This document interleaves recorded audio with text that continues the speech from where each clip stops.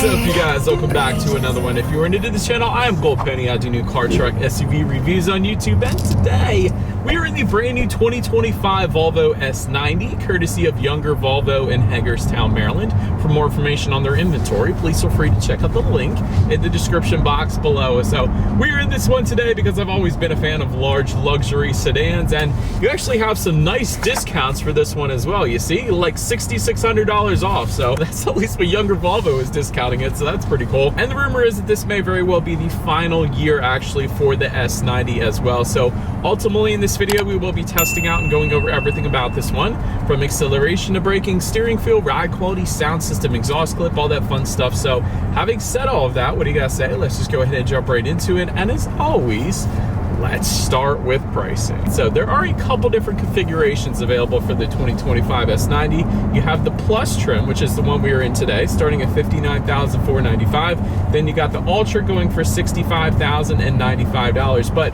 regardless of the trim level that you go with, the power plant on the S90 is going to be the same. Powering the beast is a 2-liter turbocharged and supercharged 4-cylinder engine, putting out 295 horsepower, 5,700 RPM, 310 pound-feet of torque, coming in at 5,400 RPM.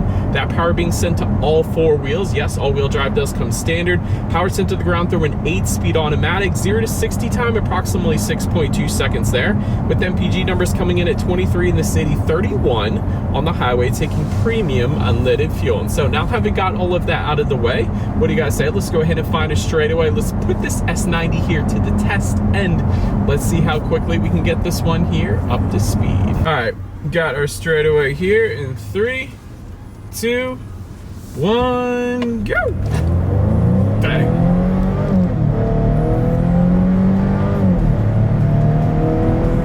I love it, man. That was actually kind of instantaneous, which surprised me, because typically with turbocharged anything, you get a little bit of turbo lag at the beginning there and there's a delay, but I don't know, maybe it's because there's a mild hybrid system, I don't know, but that was kind of instantaneous. So absolutely no issues whatsoever when it comes to merging onto the highway. That was pretty darn good, but I guess that's to be expected with Volvo. They are luxury after all. But anyways, to go along with that acceleration, as always, braking is equally important. So up front you will find 13.6-inch ventilated front discs. In the back, 12.6-inch solid rear disc. As far as that 60-0 stopping distance goes, that comes in at 115 feet. That is a sports sedan number. That's a plenty fine number on paper there. As far as braking feel goes, it's fine. Yeah, there's no issues there. I wouldn't have minded a bit firmer, but honestly, that's a really good braking feel for what the S90 is. It's a luxury sedan. Typically you find softer braking feels in luxury sedans like the S-Class, for example. So honestly, I think that's pretty darn good. But anyways, then touching on suspension and handling, independent front and rear suspension does come standard. Get front and rear stabilizer bars as well. However, I did want to mention an option. I always like mentioning this. It goes for $1,200. It's an adaptive air suspension. So essentially what that is not only an air suspension, so it's going to give you a smoother ride, but it's also adaptive. So it monitors each shock absorber individually, not only adjusting to the road imperfections, giving you a smoother ride, but it also tightens up that suspension during heavy cornering, giving you better handling as well. So if you favor ride quality specifically, that's the one that you're going to want to go with. And that's the one I always like to recommend, because whenever I drive the same car, one without and one with, I can always tell the difference, specifically with the ride quality. I'm sure it does help handling and everything as well, but when you're driving a luxury sedan, are you really carving through the back corners? I don't know. Maybe you're not, maybe you are, who knows? But the ride quality, you're definitely going to be able to tell the difference. But having said that, we are on some very smooth roads right now, and in my short little test drive here today, ride quality has been 100% on point. No issues there. But the steering feel, this is one thing I want to mention to you guys, because there actually is a steering feel firm mode. If you go into the little gear icon in the lower right hand corner, that's the settings button, and then the very top section it'll say driving, and then to the very bottom it says steering feel firm. And that is something that almost all Volvos have that I don't think a lot of people know about, but I love that there's just a specific drive mode for the steering feel only, so you don't have like instant acceleration with the sport driving mode or something like that. You just have that nice tight steering feel, which I personally prefer. So if you like that, you can have a much heavier steering feel like I have right now in that steering feel firm mode, or if you don't like it, just turn it off and you got a looser steering feel. So you got something for everyone there. As far as cabin noise goes, we're going 51 miles per hour right now. I think that's perfectly fine. A plenty serene cabin as expected in a Volvo. Touching on rear visibility, I can see 100% perfectly fine out of my rear view mirror. Definitely not going to have any issues because of the shape of this thing. Did want to also mention that rain sensing windshield wipers do come standard on the S90, so whenever this thing detects any kind of mist or rainfall, it's going to automatically turn on the windshield wipers for you. So just one less thing you got to worry about there. And in addition to that, touching on forward visibility, there is a head-up display that's going to come standard on the Ultra trim level, but not our Plus that we have with us here today. So I can't show it to you, but that's going to display your speed limit, and safety features up onto your windshield, better helping you keep your eyes on the road. So one less thing you got to worry about there too. But that pretty much rounds out the performance segment of this review, you guys. Let's now go ahead and take a look at the exterior of our brand new 2025 Volvo S90. All right, so here she is, you guys, the new 2025 Volvo S90 finished in denim blue, in case you were curious of our exact exterior color name that we have with us here on this one. But as always, let's go ahead and start with where the S90 is made, because this is kind of interesting. Taking a look at the VIN, first character is the letter L, indicating that the S90 is built and assembled in China, believe it or not. So, and you know what, the Chinese people did a wonderful job with this car, because I love how it turned out. But starting up front, you got that signature chrome Volvo front grille. You have the chrome accents just below it as well, towards the bottom portion of that front bumper. To the sides, LED headlights with LED Thor's hammer daytime running lights in typical Volvo fashion there. Get the automatic feature with those. You also get automatic high beams. So if you have your high beams on at night and it senses the vehicle coming in the opposite direction, it's going to automatically dim them back to low beams. Then when that vehicle is gone, it's going to automatically bounce back up to high beams for you there. You also have active bending headlights though. So if you're going around a bend at night, those headlights are going to swivel based on the direction of your steering angle, better help illuminating what is around that bend, so you're less likely to hit a deer or a Sasquatch or an alien or whatever the case. So that's pretty cool as well. But perhaps my favorite part about the headlights is this little cutout just underneath of the front headlights here. If you guys know what that is going to be your headlight washer. So whenever you turn on the windshield wiper fluid, that essentially is going to shoot that fluid up at the headlights as well, cleaning the headlights for you. So I always find that pretty darn cool. Volvo does that with a few of their cars. But then to the bottom corners, you got LED fog lights, and they do have the active bending feature as well. So that pretty much rounds out the front end of the S90. Let's now go ahead and swing around to the side. And so now, since we are around to the side of the S90, chrome window surrounds do come standard on this one. And again, you got that chrome strip found in the bottom portion of the doors to tie together with the front bumper, of course. Taking a look at the side mirrors, they are body colored power adjustable side mirrors. You will get integrated turn signals, and they are heated then as well. Then take a look down at the wheel setup. They are going to differ between those two trim levels. For the Plus, you get what you were looking at, which is 19-inch 10-spoke black diamond cut alloys. Then for the Ultra, you get 20-inch 8-spoke black diamond cut alloys. So a little difference there, but I think these wheels look plenty fine, personally, in my opinion. But that pretty much rounds out the side profile. Let's now go ahead and swing around to the back. All right, so now, since we are around to the back of this one, all the way to the top, body colored shark fin antenna.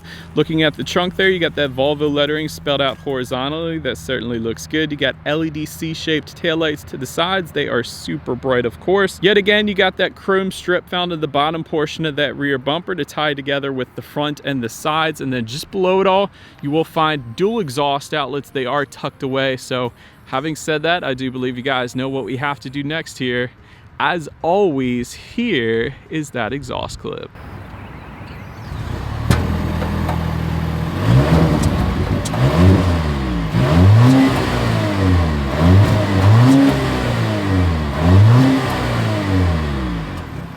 All right, so now, since we are around to the back of the S90, when it comes to opening that rear trunk, it actually is a power trunk for both trim levels, so that is pretty cool. There is a button on the key fob, there's a rubberized button on the trunk itself, and there's a button by the driver's side left knee then as well to open it up. But once opened up, cargo capacity comes in at 13.5 cubic feet. That's a ton of space back there. Got cargo lighting back there, of course. There's a 12-volt power outlet in the trunk, believe it or not. That's rare. Got some netted storage. There's some tie-down anchors in the back there. Got grocery bag hooks though on both sides in the back, so you usually never see that in sedans. That's typically an SUV feature, so I like seeing that as well. And then if you were to lift up underneath of that cargo floor, you are going to find a spare tire. which you guys know I always personally prefer. But so then making our way up to the rear legroom, that is going to come in at 40.4 inches. For reference, I'm an even 6 feet tall. This is how much space I had in the rear seats there. Rear center armrest with cup holders does come standard. You got rear ventilation back there as well. Heated and ventilated rear seats. You can get them with something called a lounge package. It goes for $1,500. It gives you plenty more than just that, but that's how you get it back there. And there's actually power rear side window sunshades that come standard for those rear passengers as well, which is always nice to see. So I like that. And you got some coat hangers back there too. And of course, I don't want to forget the ashtray is found on the doors as well, which is something you never see anymore, but they're back there nonetheless. But then making our way up to the front seats, power adjustable front seats with 2-way power lumbar coming for that plus trim level. You get 4-way power lumbar for the Ultra. You got the flag of Sweden found on the passenger seat. I don't want to forget to mention that. Leather seating is going to come standard. However, with the Ultra, you're going to get Nappa leather. Heated front seats do come standard. Ventilated front seats coming with the Ultra. Also with the Ultra though, you get power seat cushions, you get power side bolsters, and power adjustable passenger seat with memory settings. But you still do get memory settings for the driver regardless though. I did want to mention that. So we do have those of course. But last thing I wanted to mention, again with that lounge package, you get massaging front seats as well. So overall as far as seat comfort goes though, it was perfectly fine in my short little test drive here today. Power lumbar was plenty adjustable even with the 2-way that we have with this here today. So honestly, I didn't have any issues there. But let's go ahead now and take a look at the steering wheel. It is tilt and telescoping. It is two-toned in typical Volvo fashion there, and I'm a big fan of that. I like the 10-2 grips. It has like a little place to rest your thumbs, so I like the steering wheel there. But now let's go ahead and make our way to the startup. Let me start by showing you guys the key here. Of course, you got the Volvo logo on the one side, but all of your buttons are actually on the side of the key. Got lock, unlock, and the button to pop the trunk, of course, but it is all keyless entry with a turn knob start.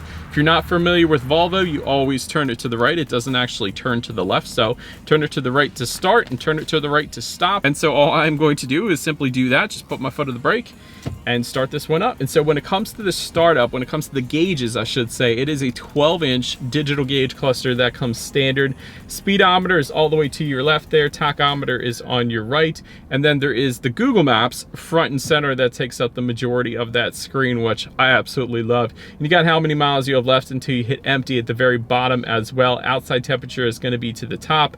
Not a whole lot of customization available with this digital gauge cluster, but for not having customization, I will say it looks pretty darn good, so I don't have any issues with it. But now let's go ahead and make our way to overall interior quality. A power moonroof is going to come standard, and that goes all the way into the back, so you gotta love that.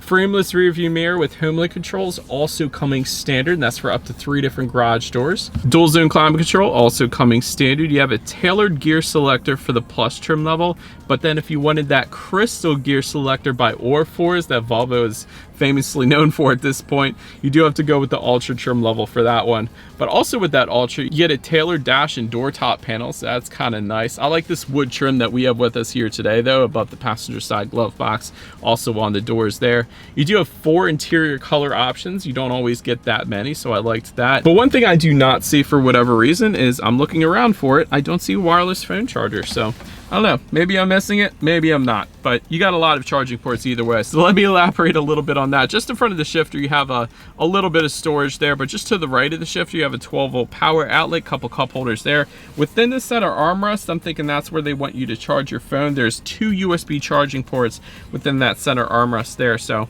that is where that's going to be located. But overall, interior quality is definitely very nice. A ton of space in that glove box just in front of the passenger. A lot of soft touch finishes, and I also like the interior lighting here. It's just kind of like a sensor where you just touch it and it turns on and off. Also, to open and close the shade for the power moonroof here, you just swipe your finger back to open it and swipe it forward to close it. So another one of those Volvo things that I like that they do. But the last thing I wanted to mention to you guys on the interior, at least, I got a shot of this for you, is they actually have some pretty nice ambient lighting. Now, it's not multicolor ambient lighting. I wish it was, but some really nice LED ambient lighting to this thing when it gets dark out. So I wanted to show that to you guys. Now let's go ahead and make our way to the infotainment screen. It's a 9-inch color touchscreen display. You get Bluetooth and audio streaming, Android Auto, Apple CarPlay, factory navigation system as well. All of your climate control information is found to the bottom of that screen. You also have the heated steering wheel button. The heated seat buttons are down there as well. You do have that Hey Google functionality.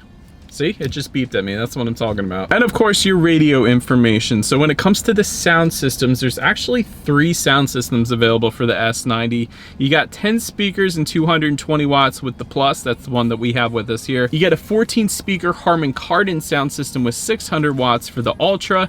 And then one of my favorite sound systems of all time, specifically for the S90 too, a 19 speaker Bowers & Wilkins sound system with 1410 watts.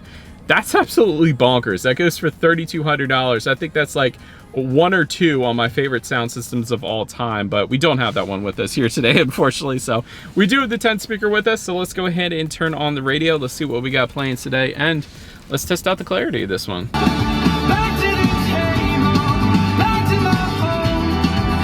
Pretty darn good, I will say. 10 speakers is plenty of speakers for the size of this vehicle, but there are better sound systems available. So if you really do like music, I'm telling you, that Bowers & Wilkins sound system will put you in a completely different world. That was pretty darn good. The other thing I wanted to mention when I was finding the station I wanted to bring up here, this is a ridiculously smooth infotainment screen. Like, it's basically just as smooth as your smartphone, which you typically very rarely will see on infotainment screens. So I did want to emphasize that for a second because it's a really nice infotainment screen. But last thing I wanted to mention to you guys on that infotainment screen is when you do put the S90 in reverse, you will find a very extremely high definition rear view camera coming standard across the board. You also have that 360-degree monitor giving you that bird's eye view, letting you know what is completely all around you, which is always is going to lead us into safety. And so with this being a Volvo, of course, the S90 is an IIHS Top Safety Pick Plus, which is the very highest rating given by IIHS in typical Volvo fashion. So that pretty much says it all right there. Front side curtain airbags do come standard. You get a driver's knee airbag up front as well. In the back, you're going to have latch, aka lower anchors tethers for children for the rear car seats, rear child door locks, tire pressure monitoring system, but you also get a ton of advanced safety features like lane keep assist, road sign recognition, oncoming lane mitigation. You get front and rear parking sensors. That's pretty cool. Blind spot monitoring system with rear cross traffic alert, adaptive cruise control, pilot assist with lane centering as well. So quite a bit going on there. So overall, when it comes to my final thoughts, the best safety possible in typical Volvo fashion. Like I've been saying, you really can't get any better than the Volvo S90 when it comes to safety. So big fan of that. Pretty incredible sound systems available for this one. The 10 speaker was all right, but the Harman Kardon's pretty darn good. Bowers & Wilkins, like I said, it's on another level. Also love the availability of the adaptive air suspension, because if you favor ride quality and you want that, it's not going to get any better than that, basically. So I like that too. Very nice design, a timeless design in my personal opinion. I think the only thing that would be in the back of my mind with this thing, and I don't even know that this is constructive criticism because it's kind of really not, is the fact that the engine is turbocharged and supercharged 4-cylinder. So I don't know how the reliability long-term is going to be, but the S90 has been around for a while now, so maybe it's out there somewhere. But I just review the cars. I don't keep them long-term, so keep that in the back of your mind. And the other thing is, this may very well be the final year. This car is made in China after all. And, you know, with all of Trump's tariffs right now, who knows what's going to happen with this thing. But I think it's a pretty darn cool car. So let me know what you guys think of it in the comment section below. That's about it for this one, you guys. Thank you so much for watching. Feel free to follow me on social media somewhere at the bottom of the screen there. If you wanted to see what's coming next on the channel before it gets to YouTube, be sure to hit the subscribe and the bell notification button. If you're into new car reviews, that is what we've been doing here for 11 years now. Do appreciate you guys watching more than you know, and I will see you guys all in the next video. Stay gold.